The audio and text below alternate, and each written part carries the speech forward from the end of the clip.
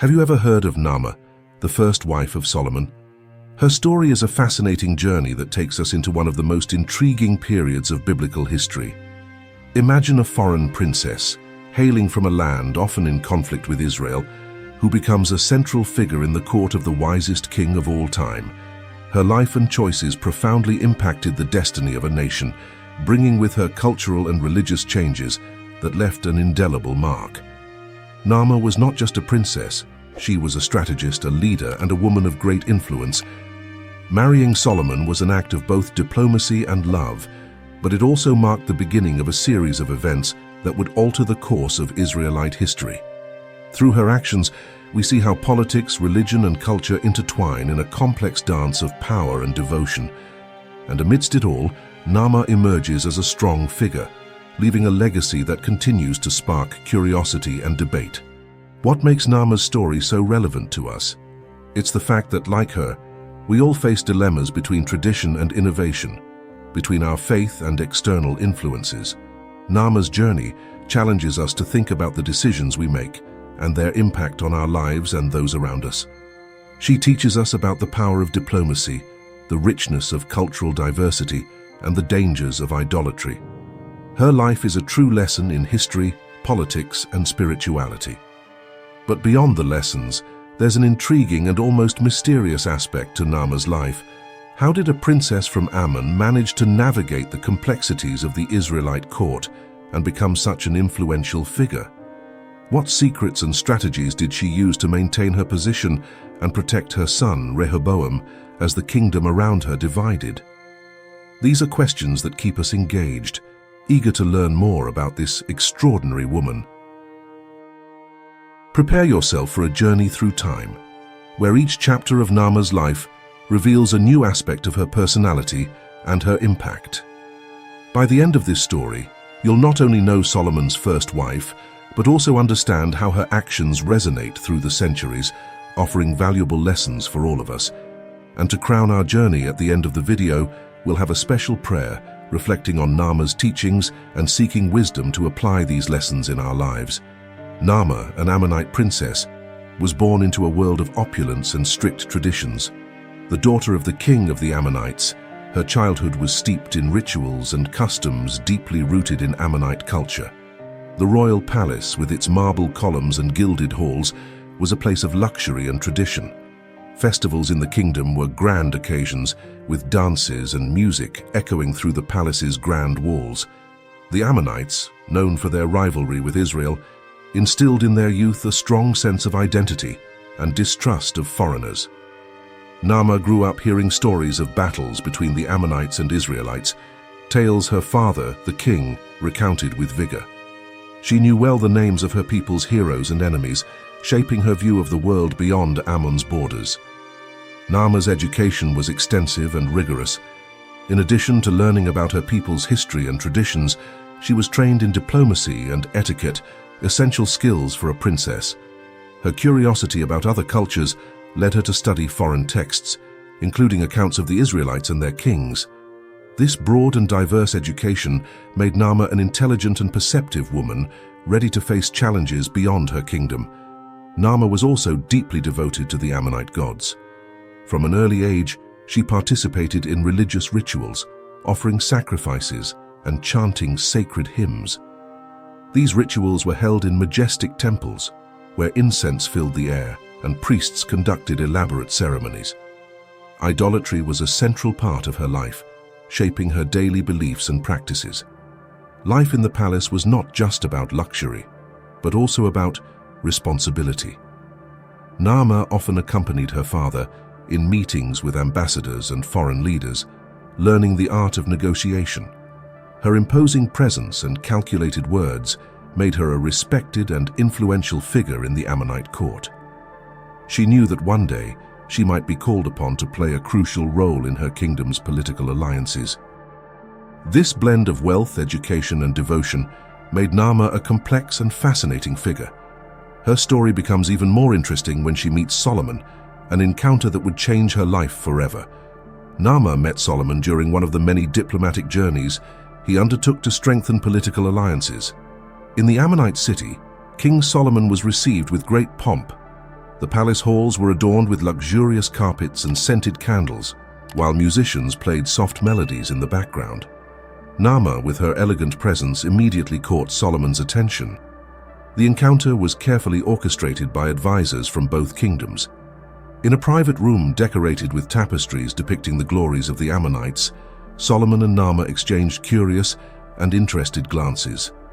Naamah's intelligence and grace did not go unnoticed by the Israelite king. He was impressed by her sharpness and knowledge of politics and diplomacy. They talked at length about the differences and similarities between their peoples. Naamah, with her insatiable curiosity, asked questions about the traditions and customs of Israel. Solomon, in turn, spoke passionately about the wisdom that guided his reign. This deep and meaningful dialogue planted the seeds of mutual respect and growing attraction between the two.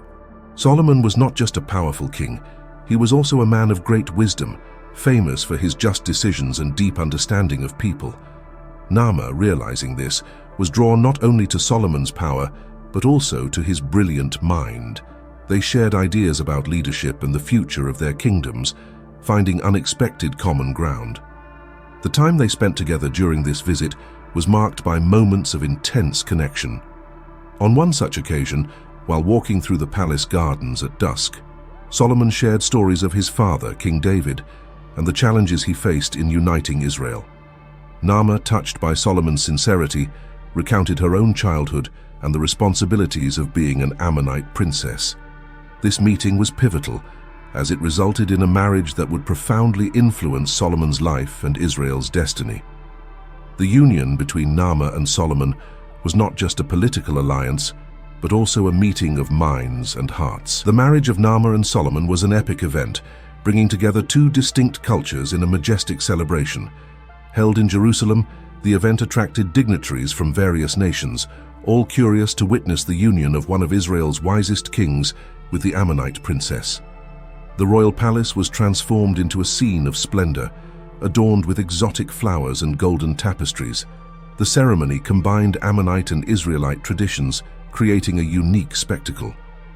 Naamah entered the hall wearing a hand-embroidered robe with symbols of her homeland, while Solomon wore royal garments reflecting the grandeur of his kingdom.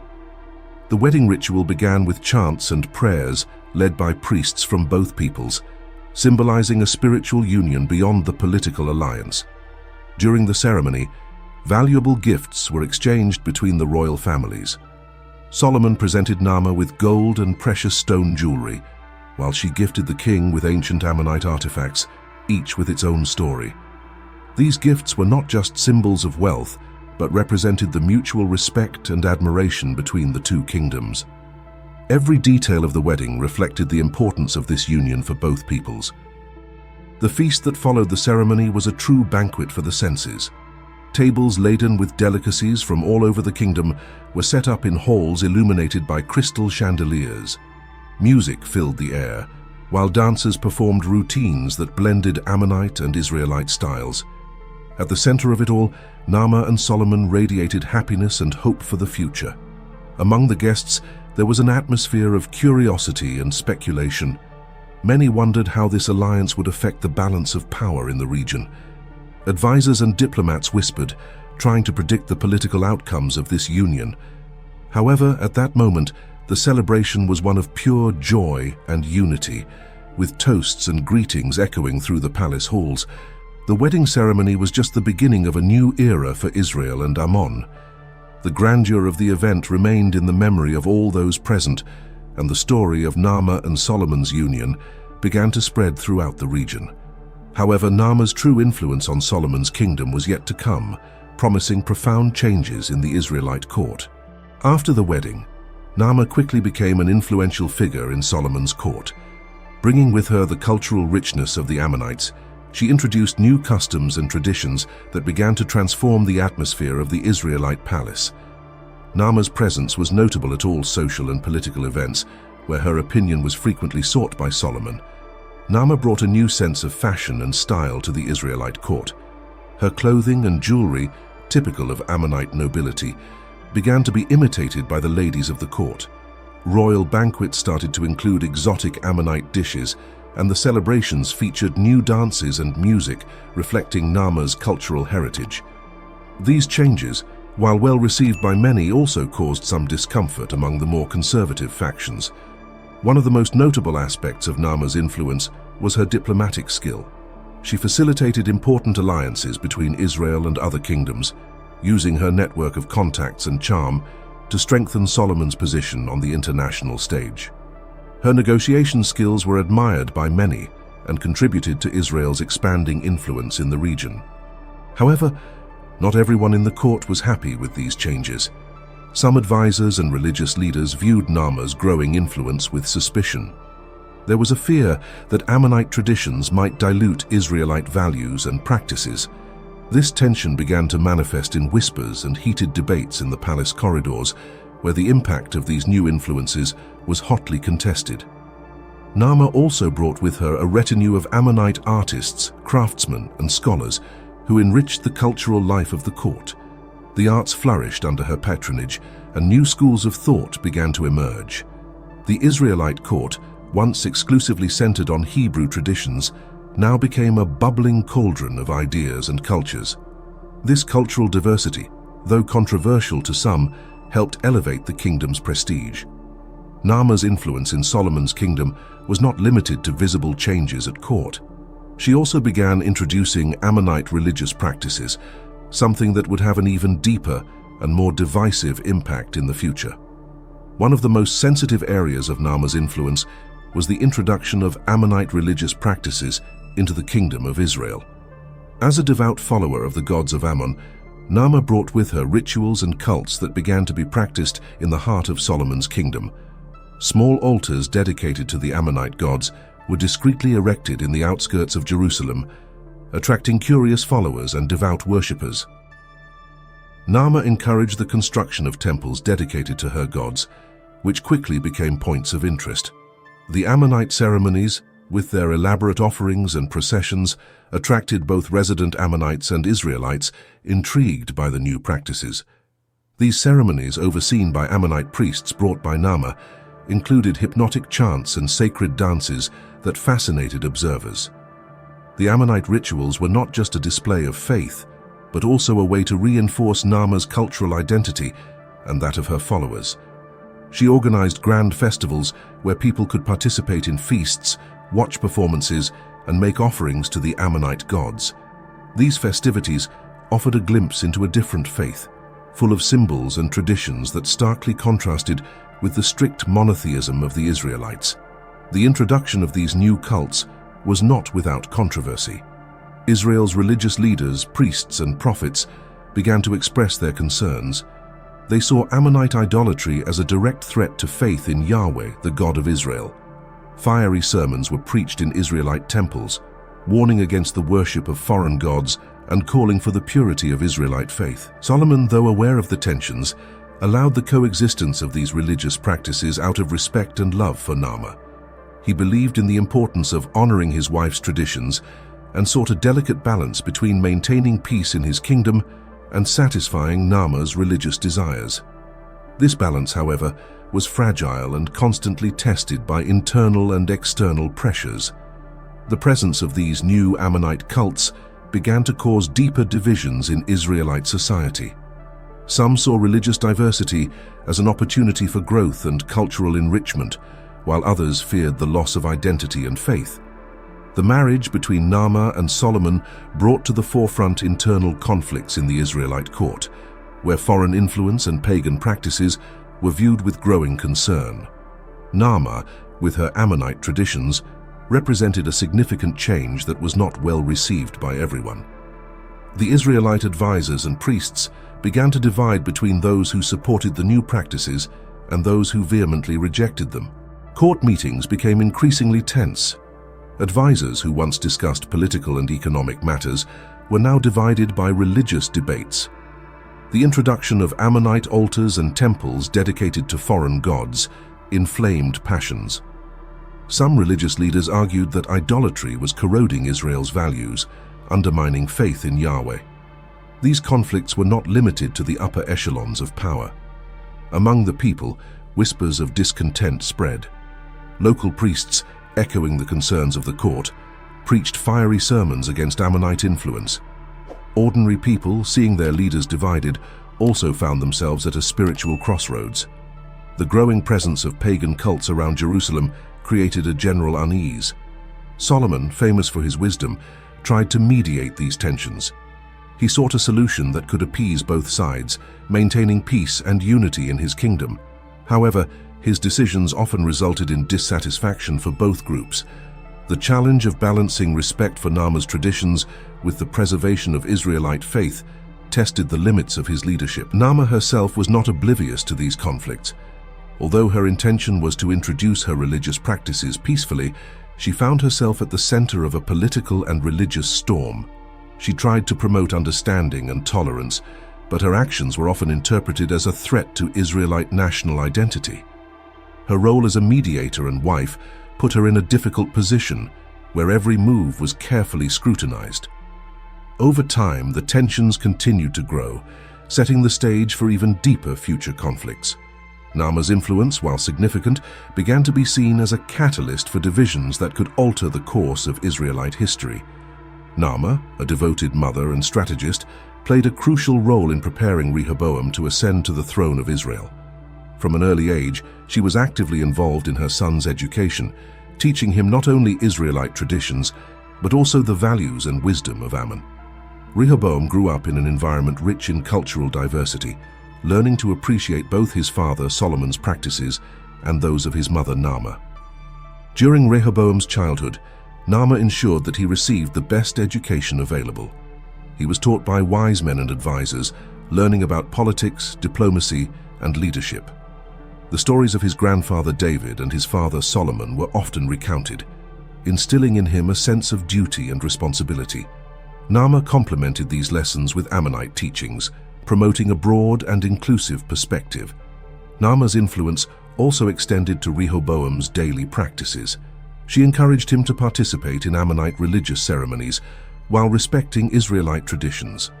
This delicate balance helped shape Rehoboam into a leader capable of navigating diverse cultures, a skill that would be crucial in his future leadership. However, this duality also sowed seeds of controversy among the Israelites. As Solomon aged and his reign began to weaken, Naamah intensified her efforts to prepare Rehoboam for succession. She advised her son on how to deal with factions within the court, teaching him the importance of diplomacy and strength. Rehoboam grew confident and prepared, ready to take the throne with his mother's guidance. The death of Solomon marked the beginning of a new era. Rehoboam was crowned king, and Naamah, now the queen mother, stood by his side, ready to guide him. Rehoboam's ascension to the throne was met with mixed expectations. Many saw in him the continuation of Solomon's legacy, while others feared that Ammonite influence might intensify. Naamah, aware of these tensions, advised her son to seek unity and peace despite the internal differences. With Rehoboam on the throne, Naamah became an even more powerful figure in the court. Her experience and wisdom were often sought by her son, who deeply valued his mother's counsel. With Rehoboam's ascension to the throne, Naamah assumed the role of Queen Mother, further consolidating her influence in the Israelite court. Her experience and wisdom were invaluable to the young king, who frequently sought her advice in navigating the complexities of leadership. Naamah became a central figure in political and diplomatic decisions, guiding Rehoboam with a firm hand and strategic mind. The Queen Mother played a crucial role in the kingdom's political alliances. Naamah used her vast network of contacts to strengthen relationships with other kingdoms, seeking support and stability for her son's reign. Her diplomatic skills were remarkable, and many believed that without her intervention, the kingdom would have faced more severe crises. Her negotiation abilities and political vision helped maintain peace during times of tension. Within the court, Naamah was a figure of authority and respect. She organized meetings with advisors and religious leaders, mediating conflicts and seeking solutions that could benefit the kingdom as a whole. Her imposing presence and effective communication skills ensured that her opinions were heard and seriously considered. Naamah was seen as the backbone of the court, a leader who worked tirelessly for the good of Israel. However, her influence also sparked controversy. Some members of the court and the people viewed Naamah with suspicion, fearing that her Ammonite ancestry might lead the kingdom down a dangerous path. The religious tensions that had emerged during Solomon's reign continued to grow. Naamah's introduction of Ammonite religious practices was a constant source of debate and division, testing the kingdom's unity. Nevertheless, Naamah remained resolute in her role. She knew that her position as Queen Mother was vital to the kingdom's stability and Rehoboam's success. Using her influence, she implemented reforms aimed at strengthening the kingdom's infrastructure and economy, seeking to ensure a prosperous future for Israel.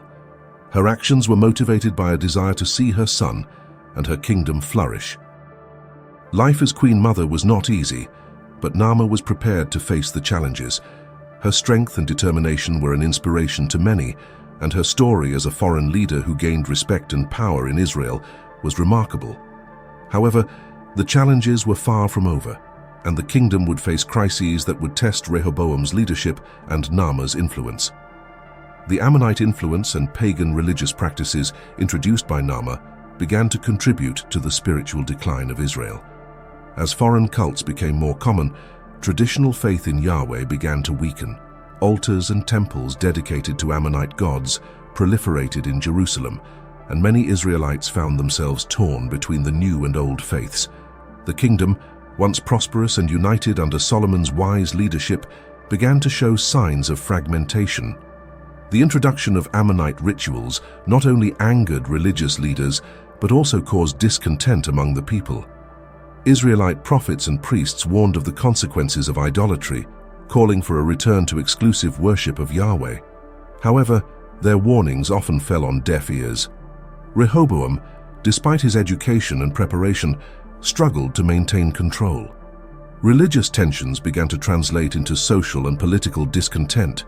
Disgruntled groups began to question the king's authority, blaming him for the kingdom's apparent moral decay. Naamah's influence, seen as a catalyst for these changes, was constantly questioned and criticized. The situation worsened with the growing corruption within the kingdom's administration. The economic and political reforms introduced to strengthen Israel were often sabotaged by local leaders who resisted change. Corruption and inefficiency became common, undermining Rehoboam's and his mother's efforts to stabilize the kingdom. The people's trust in their leaders began to crumble. Amidst this turmoil, Israel's enemies saw an opportunity. Neighboring kingdoms, perceiving internal weakness, began to test Israel's defenses. The borders, once secure under Solomon's reign, were now under threat.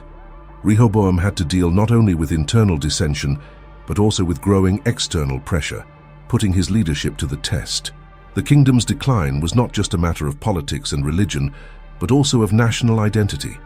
The Israelites, proud of their past and heritage, felt lost amid the rapid and often disconcerting changes.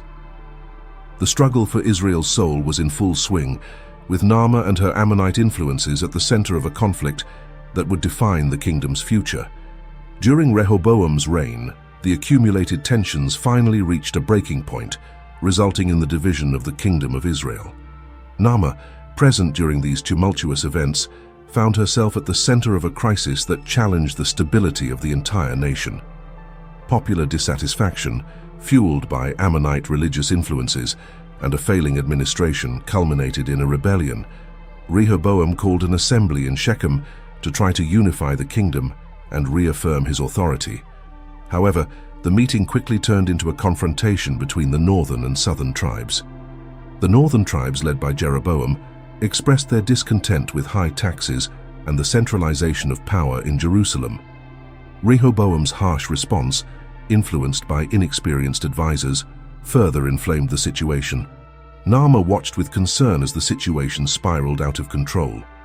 The older advisors, who suggested a conciliatory approach, were ignored in favor of a hardline policy. Division became inevitable when the northern tribes declared their independence, forming the Kingdom of Israel with Jeroboam as their king. Rehoboam, left with the tribes of Judah and Benjamin, now ruled the Kingdom of Judah. The impact of the division was devastating. Family ties and ancient alliances were broken, creating a nation divided both politically and spiritually. Naamah, now queen mother of a smaller and weakened kingdom, saw her influence contested. The Ammonite religious practices she had introduced were rejected by the new northern authorities, who sought to restore the purity of Yahweh worship. The division brought with it a series of territorial and religious conflicts. Disputed borders became zones of constant confrontation, and the Israelite national identity suffered a severe blow. Rehoboam, trying to consolidate his power in Judah, faced continuous challenges of legitimacy and control. The divided kingdom was a shadow of what it had been under Solomon's unified reign. Within Judah, Naamah's presence continued to be a source of controversy. Many saw her as the personification of the problems that led to the division. However, her wisdom and experience were still valuable to Rehoboam, who relied on her during moments of crisis. Naamah, aware of her limitations, focused on supporting her son and trying to maintain stability in Judah. The kingdom's division marked the beginning of a period of instability and conflict that would redefine the history of Israel and Judah. Naamah's legacy in the kingdoms of Israel and Judah is marked by her cultural and political influence, which left a profound impact on Israelite history. As Queen Mother, she played a significant role in educating Rehoboam and introducing new practices to the Israelite court, affecting the lives of many of her contemporaries and future generations. Her story is a testament to the complexity and tensions that arise when different cultures meet. Naamah is remembered for her diplomatic skills and how she managed to mediate difficult situations, even in an environment of growing hostility. Her influence helped establish alliances and maintain peace at crucial moments. She demonstrated that despite cultural and religious differences, it is possible to find a middle ground that benefits everyone. This aspect of her legacy is still studied by historians and political leaders. However, the introduction of Ammonite religious practices and the foreign influence Naamah brought with her were not without controversy. The idolatry associated with the Ammonite gods caused deep divisions and religious conflicts that resonated for many years. These practices are often cited as factors that contributed to Israel's spiritual decline and the eventual division of the kingdom. The impact of these changes is still debated by biblical scholars. Naamah's role as the mother of Rehoboam is also a crucial aspect of her legacy. She shaped her son into a strong and determined leader, although his decisions were often influenced by Ammonite politics and traditions. The duality of his upbringing, balancing Israelite and Ammonite traditions, produced a complex leader whose governance reflected the tensions and challenges of a divided kingdom. Beyond her political and religious influence, Naamah left a lasting cultural legacy. The arts, music, and Ammonite traditions she brought to Israel enriched the kingdom's cultural life. Festivals and celebrations she introduced continued to be practiced for many years, leaving an indelible mark on Israelite culture. This cultural legacy is a reminder of one person's ability to profoundly influence a people's identity. Naamah's story is a reminder of the complexities and challenges of integrating different cultures and traditions. Her legacy is a mix of cultural advancements and religious tensions, political progress, and internal conflicts. As we reflect on her life and influence, we are prompted to consider the lessons that can be learned and applied in our own time. In the next section, we will explore these lessons in greater detail, highlighting what Naamah's story can teach us about leadership, culture, and faith. To conclude our reflection on Naamah's story, I invite you to join me in a special prayer. Let's seek wisdom and discernment, inspired by the lessons we've learned. Let's pray together. Lord God, creator of all things, we thank you for the opportunity to learn from Naamah's story. As we reflect on her life, we ask that you enlighten our hearts and minds so that we may extract valuable lessons and apply them in our own lives. Beloved Father, as we look at Naamah's journey, we see a woman of great influence and wisdom. Though her actions brought both challenges and opportunities, we recognize the importance of being wise and balanced leaders. Help us, Lord, to be leaders who promote peace and unity, just as she tried to do in times of division. Lord, you have taught us through Naamah's life the importance of diplomacy and the ability to mediate conflicts. Grant us the necessary wisdom to resolve misunderstandings in our own lives, whether in our families, at work, or in our communities. May we be agents of reconciliation and harmony, inspired by the story of this courageous woman. We also learned from Naamah about the dangers of idolatry and the dilution of our values.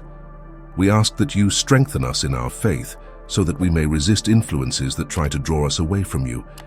May we always seek a balance that honors our deepest principles and keeps us steadfast in our spiritual journey. Lord, help us reflect on the influences we allow into our hearts and homes. Just as Naamah, may we seek a deep understanding of our actions and their impact. Give us discernment to make choices that glorify your name and bring benefits to everyone around us. Finally, Father, we ask that you help us be effective leaders in our spheres of influence. May we learn from Naamah's example, using our abilities to promote good and justice. May we inspire others to follow your ways, living according to the teachings of Christ. We ask all of this in the name of your beloved Son, Jesus Christ. Naamah's story offers us a profound reflection on leadership, culture, and faith. She shows us how one person's decisions can influence an entire nation, for better or worse. Naamah, with her intelligence and influence, brought significant changes to Israel, some of which still resonate today. Her life challenges us to think about our own choices and the impact they can have. Now think about your own life. What influences are you allowing into your heart and home? Are you balancing tradition and innovation in a way that strengthens your faith and community? Naamah's story reminds us of the importance of being intentional with our actions and always seeking a balance that honors our deepest values. As you reflect on this narrative, it's important to apply the lessons learned. How can you be a more effective leader in your own sphere of influence? It might be at work, in your community, or even within your family. Consider Naamah's diplomacy and her ability to mediate conflicts. Use those skills to promote peace and understanding around you. And what about your faith? Naamah's story warns us about the dangers of idolatry and the dilution of our core beliefs. It's a call to return to our spiritual roots, strengthening our faith and values. Take time to reflect on what really matters to you and how you can live according to those principles every day. To continue exploring themes like this and to learn more about the valuable lessons the Bible has to offer, subscribe to our channel and turn on notifications. That way, you won't miss any of our upcoming videos. Join us on this journey of discovery and spiritual growth, and share your own reflections and experiences in the comments below.